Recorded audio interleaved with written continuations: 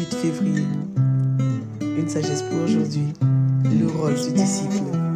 C'est au sommet des hauteurs, près de la route, c'est à la croisée des chemins qu'elle se place. Proverbe 8, verset 2. Le L de ce verset est mis pour la sagesse. Dieu a fait pour nous sagesse Jésus-Christ. Dans notre verset du jour, on observe une notion de lieu. Sagesse va crier et élever la voix à tous ceux qui passent au sommet des hauteurs et à la croisée des chemins.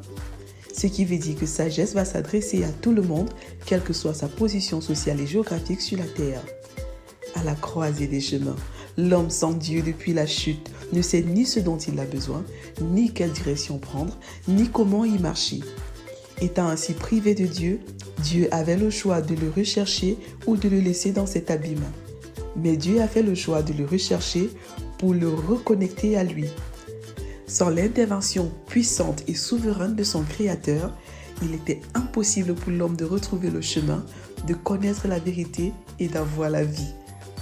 Et à sa suite, Dieu voulait voir tout homme ayant été réconcilié avec lui, engagé avec lui, afin que les autres aussi puissent retrouver le chemin de la vérité, afin de vivre pleinement avec Dieu, non seulement sur la terre, mais aussi après cette terre. Vous êtes-vous déjà réconcilié avec Dieu ou alors pas encore?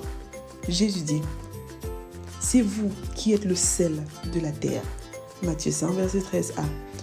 En comparant le disciple au sel, Jésus a voulu mettre l'accent sur son rôle de transformateur. Vérité, tout disciple affecte son milieu de vie de façon à susciter d'autres disciples. Application, devenir disciple et faire des disciples. Vous considérez-vous comme un disciple de Jésus? Comment affectez-vous votre milieu de vie? Mise en garde, Jésus dit, si le sel perd sa saveur, avec quoi la lui rendra-t-on? Matthieu 5, verset 13b.